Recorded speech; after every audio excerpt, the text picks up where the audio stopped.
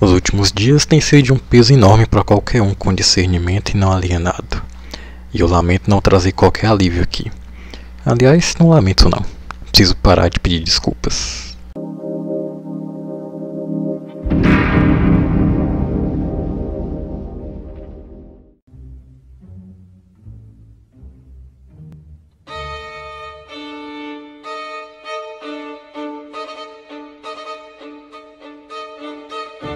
No meio disso tudo, como manter o fluxo é a pergunta.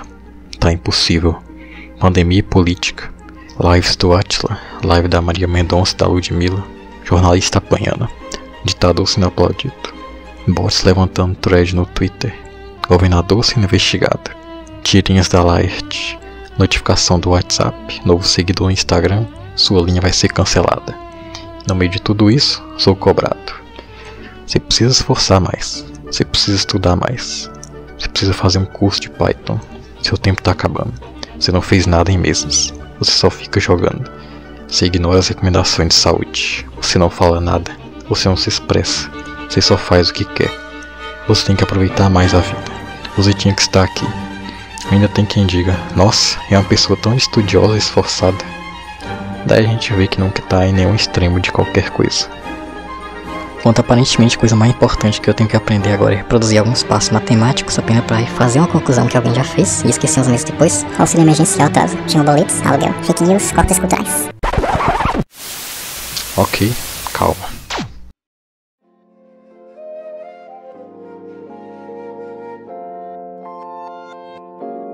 Encontrei no Instagram essa semana uma série de tirinhas do Calvin e Haroldo, que sempre foram as minhas favoritas. Até pouco tempo atrás, o único contato com elas era através de livros didáticos, geralmente de português ou de redação, em que protagonizavam um curto espaço de uma reflexão poderosa no meio de uma série de questões. Elas sempre trazem um olhar de uma criança bem problemática, mas ao mesmo tempo incrivelmente inteligente e criativa no modo de responder às situações, mas que está sujeita a algumas convenções que mantemos por conta de ser uma criança. Até assisti recentemente a algum vídeo de um canal de ensaio aleatório que trata deles, que me fez buscar e encontrar algumas páginas do Instagram que postam tirinhas dele diariamente. Com isso comecei a olhar também com outros olhos as tirinhas da Mafalda e do Peanuts, que também são muito boas e seguem a linha de criança só um cachorro lidando com o mundo adulto. E recentemente encontrei alguns tirinhas em que o Calvin responde questões de algumas provas que ele está fazendo de maneira bem perspicaz. Ele me relembrou um outro texto que li uma vez num livro escolar que a minha prima foi obrigada a ler na 7ª ou 8ª série. Como o ano já havia terminado e ela não tinha mais precisão daqueles livros, me emprestou todos para que eu lesse. Acho que li todos, pois eu gostava muito de ler na época. Lembro de diferentes tipos de texto ali presentes. Havia alguns livros de poemas e os que mais marcaram que eram os de contos. E um conto especial eu reli várias vezes, pois comunicou bastante com a minha realidade na época. E acho que no mínimo a nível de entretenimento cabe relê-lo aqui, mesmo que talvez configure apenas com uma desculpa para o meu cérebro não ter de fazer um vídeo mais tenso. Fazer o quê? Mas acho que preciso deixar as palavras fluírem de modo mais fluido. Você que talvez já tenha batido o olho no canal, posso ter reparado que os gaps entre um vídeo e outro são de mais de uma semana, ou de 2, tempo suficiente para fazer qualquer ideia esfriar. Só que eu abro o Textworks para escrever um texto, digito um parágrafo e no dia seguinte que volto nele já não sei mais como terminar. E para esse texto em específico, primeiro coloquei o título Sentados no Muro do Fim do Mundo, porque eu ando bastante aflito com tudo que está acontecendo com a minha situação atual. O intuito era falar sobre a pandemia, a mente da gente, propor um diálogo com um livro que eu li recentemente, chamado O Fim de Todos Nós. O livro é uma história de ficção sobre um vírus letal que assola uma ilha no Zewa, onde as pessoas ficam quarentenadas impedidas de ir para o continente. A grande habilidade da autora em gerar tensão e aflição na sua obra não casou muito bem com as minhas expectativas de cenários otimistas para a pandemia do Covid-19. Fico desesperado porque continua tudo funcionando e os grandes empresários querem que os trabalhadores morram por umas migalhas, pois, como sempre dizem, o desemprego no Brasil está alto. Se você fica doente hoje, tem 10 esperando para assumir sua vaga. Um morro de estrume em cujo topo dança o presidente da república. Quem dera fosse só um livro de ficção. Pois bem, essa era a minha proposta de texto a escrever, mas as minhas frases iniciais carregavam tanta ansiedade nelas que eu vi que não conseguiria simplesmente abandonar o texto e depois ir fazer outras coisas que tinha de fazer, como se nada tivesse acontecendo. Aí assisti ao último vídeo do Anderson sobre o papel da escola na podação da criatividade do indivíduo e achei incrível, e decidi que era melhor escrever na folha de papel mesmo, pois posso estar sendo amputado pelo branco da tela do computador. Finalmente, agora podemos ir pro texto que eu disse lá atrás. O primeiro dia de aula é o dia que eu mais gosto em segundo lugar. O que eu mais gosto em primeiro é o último, porque no dia seguinte chegam as férias. Os dois são os melhores dias na escola porque a gente nem tem aula. No primeiro dia não dá pra ter aula porque o nosso corpo está na escola, mas a nossa cabeça ainda está nas férias. E no último, também não dá pra ter aula porque o nosso corpo está na escola, mas a nossa cabeça já está nas férias. Era o primeiro dia e era pra ser aula de português, mas não era porque todo mundo estava contando das férias. Como todo mundo queria contar mais do que eu vi, o barulho na classe estava mesmo ensurdecedor, que explica o fato de ninguém ter escutado a professora gritando pra gente parar de gritar. Todo mundo estava bem surdo mesmo, mas quando ela bateu com os livros em cima da mesa, a nossa surdez passou e todo mundo olhou para ela. Ela estava em pé, na frente do quadro negro e ficou em silêncio, com uma cara bem brava olhando pra gente. Quando o professor está em silêncio com a cara bem brava olhando para você, é melhor também ficar em silêncio com a cara de sem graça olhando para um ponto qualquer que não seja a cara brava do professor. A professora puxou a cadeira dela e se sentou. Atrás dela, no quadro negro, eu vi decretado o fim das nossas férias e o fim do primeiro dia de aula sem aula. Estava escrito: redação, escrever 30 linhas sobre as férias. Eu sabia que as férias de ninguém iam ser mais as mesmas na hora que virassem redação. É simples, férias é legal, redação é chato.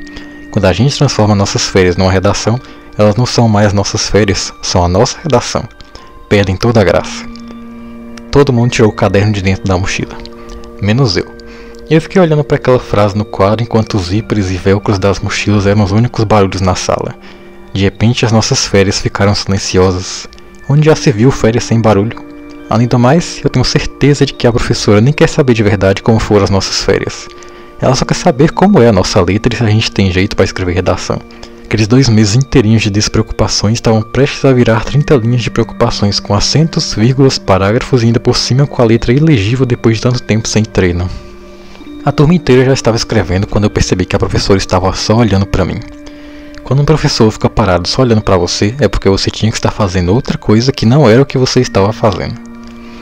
A outra coisa que eu tinha que estar fazendo era a minha redação. Então eu puxei a minha mochila e peguei o caderno. É claro que minha mochila tem um fecho de velcro e que todo mundo olhou para mim quando eu abri. Só a professora que não olhou de novo porque ela já estava olhando antes mesmo. Peguei a caneta. Eu nem sabia mais segurar direito a caneta. Escrevi: minhas férias. Mas a letra ficou péssima e eu resolvi arrancar a folha para começar bem o meu caderno. E todo mundo olhou de novo para mim, até a professora que já tinha parado de olhar. Troquei a caneta por um lápis, porque se a letra ficasse horrível era só apagar em vez de ter que arrancar outra folha. Coloquei as minhas férias lá no alto e bem no meio da página. Pulei uma linha, parágrafo. Minhas férias. Outro problema de transformar nossas férias em redação é fazer os 2 meses caberem nas tais 30 linhas. Porque se a gente fosse contar mesmo tudo que aconteceu, as 30 linhas iam servir para um dia só e olha lá. E aí você olha para o seu relógio e descobre que as 30 linhas, que pareciam poucos para contar todas as suas férias, viram muitas porque você só tem mais 15 minutos de aula para fazer a redação. Começar as férias é a coisa mais fácil do mundo. Em compensação, começar a redação sobre as férias é tão difícil quanto começar as aulas. Fiquei lembrando como é que eu tinha começado as minhas férias de verdade. Assim eu podia começar a redação do mesmo jeito. Mas eu comecei as minhas férias de verdade arrumando a mala para ir para casa do meu avô.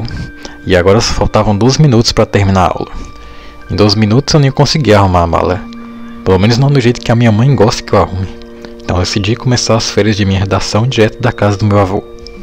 Minhas férias. Eu sempre adoro as minhas férias na casa do meu avô. Principalmente porque não tem aula. Não, talvez seja um começo de redação muito pesado para o começo das aulas. Minhas férias. Eu sempre adoro as minhas férias na casa do meu avô. Lá tem um campinho de futebol bem legal e uma turma de amigos bem grande. Isso é perfeito porque um campinho sem uma turma grande não serve pra nada. E uma turma grande sem campinho não cabe em lugar nenhum que não seja um campinho. A gente passa o dia todo jogando futebol e só para de jogar quando já tá escuro e não dá mais pra ver a bola. Então já é hora de jantar. Depois de jantar, os meus melhores amigos da turma vão pra casa do meu avô e a gente pode continuar jogando, só que futebol de botão que não dá indigestão. Aí a gente pode jogar até tarde porque no dia seguinte não tem aula. É por isso que férias é bom. Achei que desse jeito a minha observação a respeito das aulas ficaria mais sutil. Continuei. Teve um dia que eu fiz um golaço. Não no futebol de botão, no de verdade.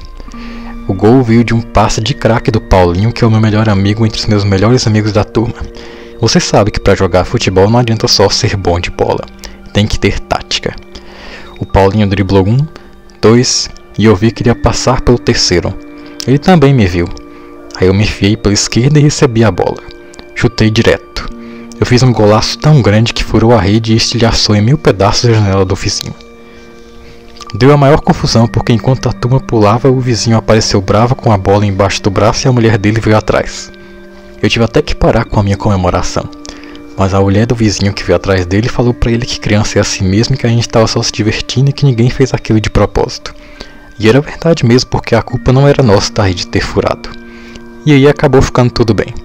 Meu vizinho devolveu a bola, verificou a rede e disse que meu gol foi mesmo um golaço, mas que era pra gente tomar mais cuidado com as janelas da casa do lado.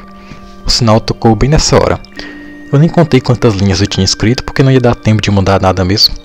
Arranquei a folha e dei as minhas férias para a professora. Depois da aula de português, vinha a aula dupla de educação física. A maior sorte que se pode ter no primeiro dia de aula é ter aula dupla de educação física. Dá até para ficar contente de ter voltado para a escola. E dá até para acreditar quando a nossa mãe fala que essa é a melhor época da nossa vida, quando ela faz aquele discurso que toda mãe faz.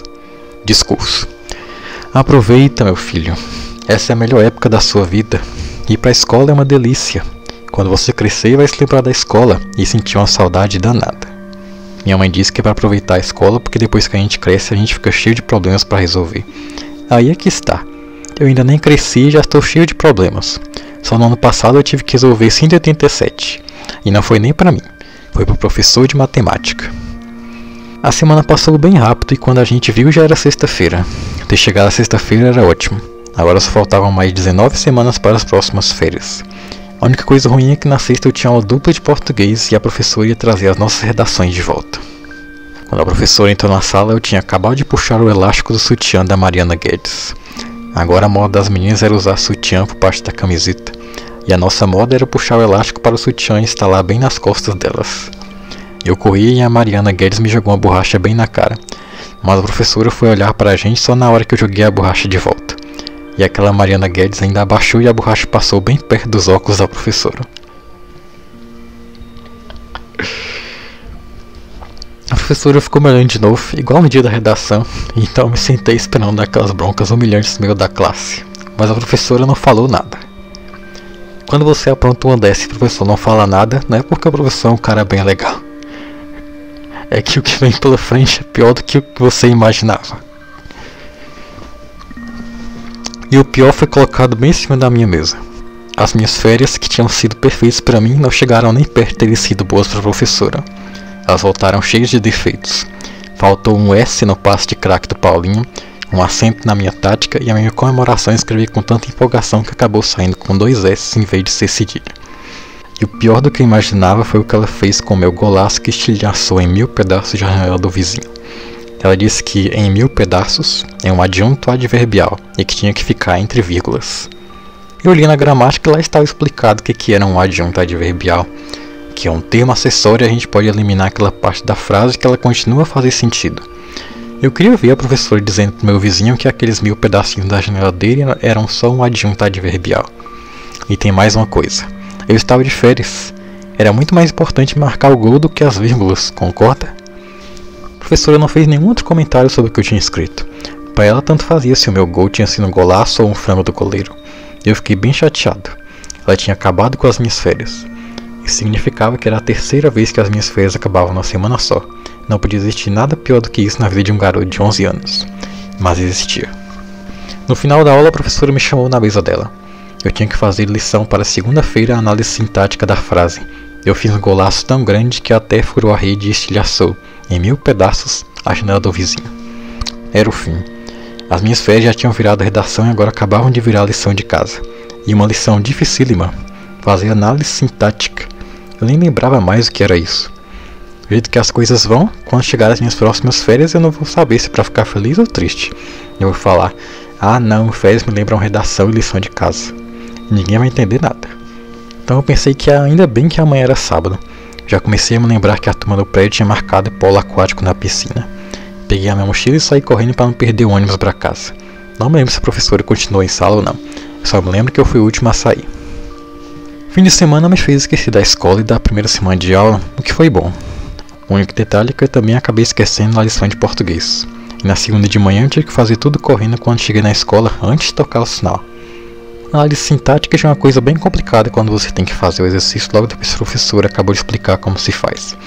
Imagina fazer depois das férias de verão quando você mudou da 5ª para a 6ª série, mas nem se lembra mais como é que passou de ano. Eu peguei o meu caderno e escrevi a minha frase. Fiz um golaço tão grande que até furou e estilhaçou em meio pedaços a janela do vizinho. Depois fui escrevendo o que eu me lembrava que tinha que ter na análise sintática. Sujeito, predicado, objeto direto, objeto indireto, partícula passivadora. Era tudo que eu me lembrava. Então eu comecei a escrever do lado de cada coisa dessas uma análise sintática. Pus lá. Sujeito. O meu vizinho, que é realmente um sujeito de me ter medo, apesar de eu achar que ele deve ser legal, porque está casado há um tempão com a mulher dele, que é bem legal. Predicado. O meu vizinho de novo. E se a gente colocar no meio das palavras a sílaba ju, então a palavra vira prejudicada porque ele foi mesmo o grande prejudicado dessa história. Objeto direto. A bola.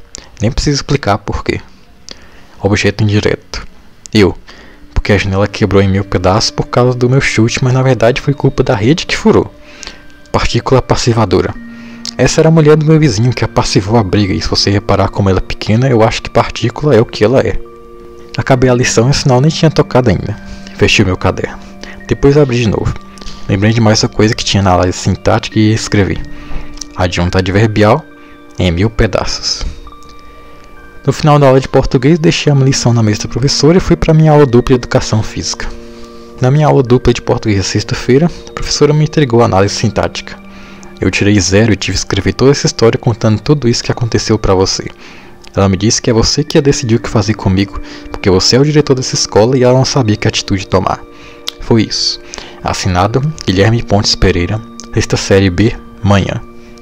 No dia seguinte, o diretor me chamou à sala dele. E já tinha lido toda a história que eu escrevi e já estava pensando no que ia dizer para os meus pais quando ele me expulsasse da escola. Eu ia dizer: mãe, pai, fui expulso da escola. Entrei na sala do diretor e me sentei na cadeira bem na frente dele. Quer dizer, na frente mais ou menos, porque era uma daquelas cadeironas que a gente afunda dentro. Então o porta-lápis, que ficava na mesa do diretor, tapava a cara dele até o nariz. Mas aí chegou o porta-lápis pro lado e eu consegui olhar para ele bem de frente. E ele disse: Guilherme, eu fiquei muito impressionado com a história que você escreveu. Você precisa fazer mais redações. Então ele me mandou de volta para a sala de aula. E aqui termina o texto. Eu encontrei um divertimento enorme em fazer essa leitura e espero que ela também tenha lhe divertido. Aqui vejo mais uma vez como a escola pode ser algo que nos poda. Eu achei que fosse adorar a matéria de literatura quando fosse para o ensino médio, dado que eu gostava muito de ler. Antes da 7ª série já tinha terminado toda a saga Harry Potter, mas mesmo esse processo de realizar uma leitura que, apesar de dita essencial para os professores de português, conseguiu se tornar desgastante e chato na disciplina. Houve alguns livros que eu li e não me arrependo, mas a maioria eu cheguei a ler por não gostar das aulas. Como todo péssimo aluno, fiquei viciado nos resumos. Os melhores momentos das minhas aulas no ensino médio foram 2 trabalhos passados pelo professor de relação. Um deles pediu para escrevermos um conto de no mínimo 4 páginas. Me empolguei tanto com a ideia que escrevi quase 50. E outro trabalho foi um debate em que parte da sala foi dividida em grupos e havia alguns temas. Cada grupo ficaria encarregado de se preparar para defender ou contestar o tema em questão em um debate. O tema do meu grupo era a legalização do aborto e, no caso, deveríamos defender a posição de quem fosse a favor. Minhas colegas de grupo se recusaram a fazer o trabalho porque a ideia era contra a religião delas, e eu acabei tendo de fazer a defesa sozinha contra o grupo que deveria ser contra. Fiquei muito pilhado pela falta de colaboração das minhas colegas, mas o trabalho de estudo da questão e dos argumentos de ambos os lados me fez realmente refletir sobre a importância daquilo, algo que eu nunca havia parado para pensar antes. E todo o resto consistiu de decorar fatos e eventos até que por culpa do caos eu não resolvi estudar física na universidade. Vai entender. Acho que a educação perde muito quando se mantém nessa estrutura de repetição nas escolas, não percebe ou percebe que acaba apenas girando a máquina do capital. A escola, que antes seria um local de se formar indivíduos, passou a ser um local de formar trabalhadores. Se pode ter suspeitas disso quando repara que a escola tem horário de entrada e saída, que nem é um trabalho. Tem horário de lanche, que nem é um trabalho. Você precisa justificar sua ausência como um trabalho, respeitar seus superiores como um trabalho e precisa demonstrar um desempenho aceitável em tarefas mecânicas como um trabalho. Ou pelo menos é o que seria no ideal, pois em alguns colégios públicos o sucateamento está em níveis tão absurdos que o sentido já se perdeu. Vejo colegas meus que também estão se formando na mesma área, aterrorizados com a situação das escolas, optando por qualquer coisa que adie ou seja alternativa para essa realidade. Talvez caia pensar por que esses dois trabalhos foram tão interessantes e por que estudamos Paulo Freire na graduação. Para quem não sabe, e para quem sabe relembrar, Paulo Freire foi um grande educador que viveu nesse país. Publicou uma série de livros propondo uma metodologia completamente nova para se ensinar. De modo bem resumido, Freire propõe que o professor deve reconhecer em suas aulas que não é detentor do conhecimento, o que conversa bem com os tempos em qualquer informação cabe numa telinha. Propõe que as aulas sejam uma troca e debate de informações e ideias, ao invés de uma exposição, e que a sala de aula precisa estar contextualizada na realidade dos alunos da escola e do bairro onde está a escola, e para a comunidade de pais, e na cidade e país. Que a aula seja um espaço em que todos falem de forma espontânea, ao invés de que haja uma maioria que ouça. Neste modelo de sala de aula, não faria sentido decorar ou responder provas. Obviamente, esse é um resumo bem grosseiro de toda a sua obra. É uma proposta bastante revolucionária, mas que encontra dificuldades na sua execução e uma boa vontade dos envolvidos que frequentemente não está presente, apesar de ser apenas um componente de uma grande cadeia de obstáculos quando se observa o quão desmantelada está a educação no Brasil. E ainda há quem diga que o ensino público obedece à pedagogia freiriana e por isso não funciona, mas costuma ser o tipo de pessoa que nunca pisou ou colocou seus filhos na escola pública. A mãe do Guilherme está bem certa, a escola é realmente a melhor época da vida de qualquer pessoa, mesmo do jeito que é. Quem sabe no futuro essa frase possa fazer mais sentido para os que frequentam a escola.